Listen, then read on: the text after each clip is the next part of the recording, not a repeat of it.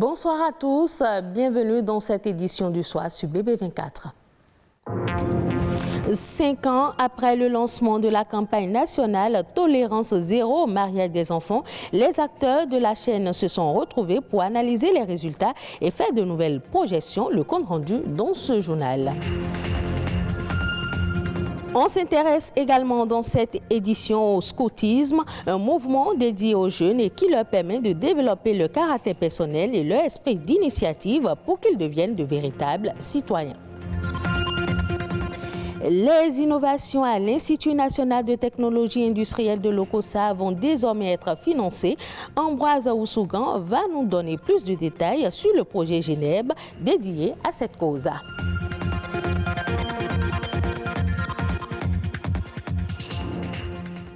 5 ans après le lancement de la campagne Tolérance zéro au mariage des enfants au Bénin, les acteurs de la chaîne font le bilan de cette campagne nationale. Un point essentiel selon les acteurs pour analyser les résultats et faire des projections pour le futur. C'est une initiative du ministère des Affaires sociales. Sabirat Ao pour le compte-rendu. Au Bénin, 3 filles sur 10 se marient avant l'âge de 18 ans. Ces chiffres, issus des recherches de l'enquête mixte de 2014 sur le mariage précoce, ont poussé les acteurs de la chaîne de la protection des enfants à instituer le 16 juin 2017 une campagne dénommée Tolérance zéro au mariage des enfants. Une fille sur 10 est à risque d'être victime de violences sexuelles ou de harcèlement. En 2014, le pourcentage de femmes ayant subi n'importe quelle forme de mutilation génitale féminine était de 9,2% et 0,2% pour les filles de moins de 14 ans. Et selon les informations dont nous disposons aujourd'hui, qui nous remontent du terrain, malheureusement, ces chiffres seraient à hauteur.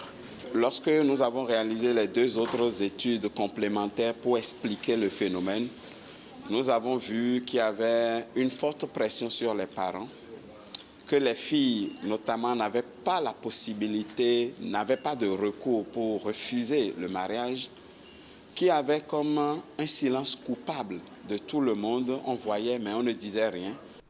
Briser le silence, promouvoir la culture de la dénonciation et lutter contre l'impunité, voilà les 3 axes de cette campagne contre le mariage des enfants. 5 ans après, c'est l'heure du bilan. Cette campagne avait pour objectif de briser la culture du silence en favorisant la culture de la dénonciation et de la lutte contre l'impunité. L'UNICEF, avec l'appui financier des Pays-Bas, a accompagné le gouvernement et les organisations de la société civile dans la mise en œuvre d'actions stratégiques de renforcement des systèmes de protection de l'enfant, telles que l'opérationnalisation de la ligne d'assistance aux enfants, le renforcement des capacités des jeunes et adolescents et adolescentes pour leur propre autoprotection. Entre autres actions à l'actif de cette campagne, la promulgation du Code de l'enfant et l'adoption de la loi portant dispositions spéciales de répression des infractions commises à raison du sexe, des dispositions légales qui portent une attention particulière aux violences faites contre les femmes et les filles au Bénin. Merci à vous, Sabirat Ao.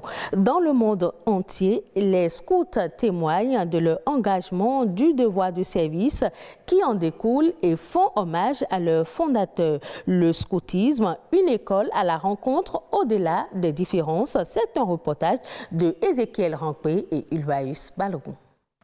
On les reconnaît par leur uniforme.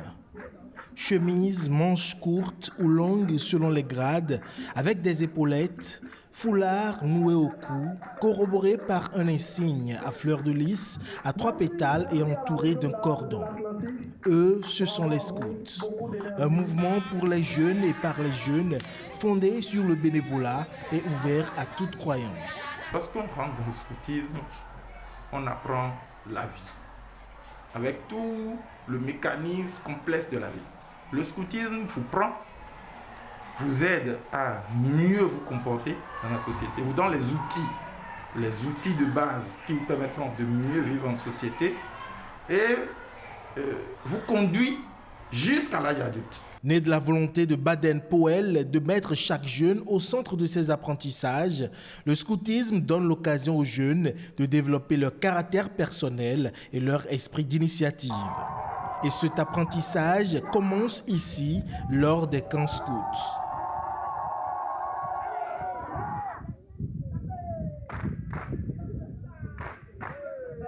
Ce rassemblement est une expérience unique au cours de laquelle les scouts répartis en équipes apprennent à vivre en collectivité et à collaborer, les plus grands veillant sur les plus petits, de sorte à développer leur sens des responsabilités et leur capacité à travailler en groupe. Le scoutisme apprend à l'enfant à se prendre lui-même en charge, sur le plan corporel, sur le plan de la santé, etc.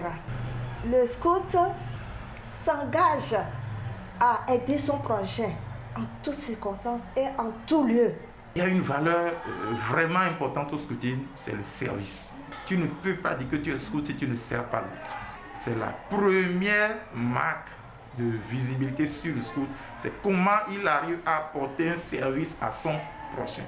Servir, être tolérant et apprendre à être ami malgré les différences, autant de valeurs mises au service de l'éducation des scouts et qui peuvent s'avérer nécessaires dans la vie professionnelle.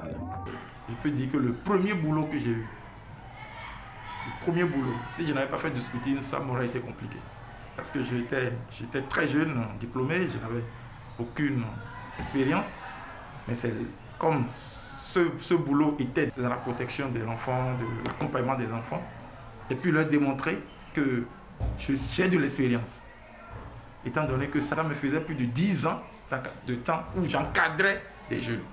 Donc quand j'ai pu démontrer ça, et que j'ai pu prouver que j'ai suivi des formations, et qu'après les formations, j'ai encadré des jeunes de façon bénévole pendant un certain nombre d'années, j'étais considéré comme quelqu'un qui avait de l'expérience. À ce jour, le scoutisme est présent dans tous les départements du Bénin, avec plus de 20 000 jeunes en activité chaque année. L'Institut national de technologie industrielle de l'OCOSA veut désormais mettre en valeur les résultats de ses recherches. Un projet dénommé GENEB a été initié pour valoriser les innovations technologiques afin de contribuer efficacement au développement du Bénin. Ambroise Oussougan est professeur à l'Institut de l'OCOSA et nous donne ici plus de détails sur le projet. Dans le pays où nous sommes, beaucoup d'étudiants, beaucoup de nos jeunes travaillent pour inventer quelque chose, pour valoriser le pays. Actuellement, nous sommes en train de travailler déjà sur les voitures électriques, les motos électriques. Les étudiants ont fabriqué un élément et couveuse, incubateur électrique où avec ton portable déjà, même tu peux être au Sénégal, tu peux commander le système. Il y a le système d'arrosage automatique, même si tu peux être à 800 km, tu peux commander et arroser ta ferme. Nous avons déjà eu des drones qui permettent aussi de pulvériser les champs. Nous avons eu beaucoup de batteries fabriquées par les étudiants eux-mêmes. Mais on a remarqué que tout ce qu'ils réalisent, ça reste dans les tiroirs. Or, notre objectif, c'est de mettre la lumière sur toutes ces réalisations et mettre ça à la disposition de la communauté. D'être avec plus de 400 étudiants participants et avec 100 innovateurs qui sont disponibles pour accompagner, il y aura plus de 50 chefs d'entreprise qui viendront encadrer.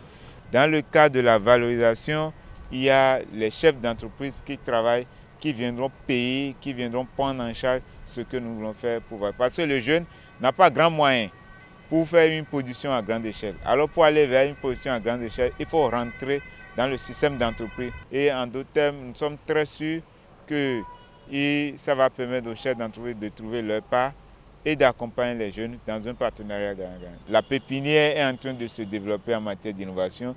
Nous appelons aussi les chefs d'entreprise à accompagner ces innovations pour que cela devienne une réalité made in Bénin. Suivons à présent La Nation en bref, une compilation de l'actualité nationale présentée par Anno Adadja.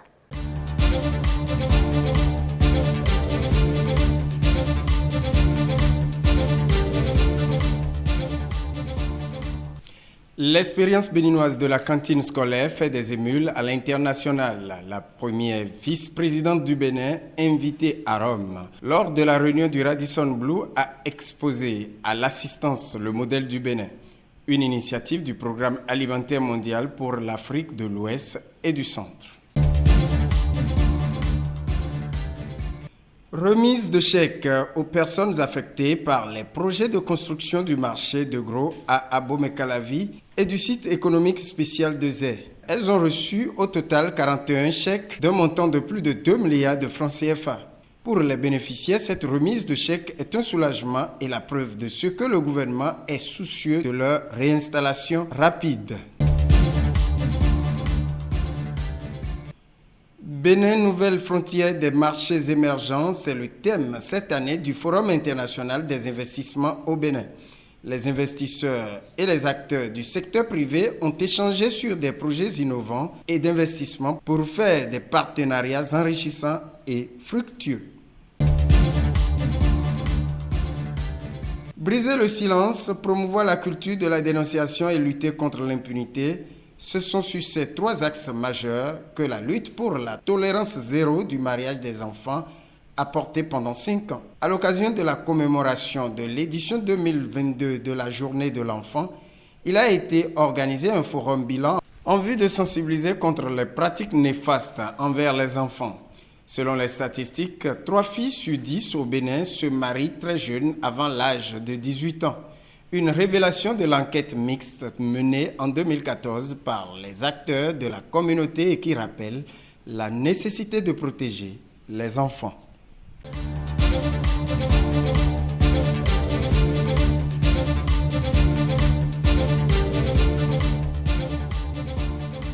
Hors du Bénin, la Banque mondiale vient d'approuver un programme de 2,3 milliards de dollars destiné à aider les pays d'Afrique de l'Est et australe à renforcer leur capacité à lutter contre l'insécurité alimentaire. L'institution financière multilatérale a estimé qu'environ 66,4 millions de personnes dans ces 2 sous-régions du continent devraient subir un stress alimentaire ou une crise alimentaire, une urgence ou une famine d'ici juillet prochain. La première phase va cibler l'Éthiopie où environ 22,7 millions de personnes sont en situation d'insécurité alimentaire en raison d'une grave sécheresse et Madagascar où 7,8 millions de personnes ont également besoin d'une aide alimentaire.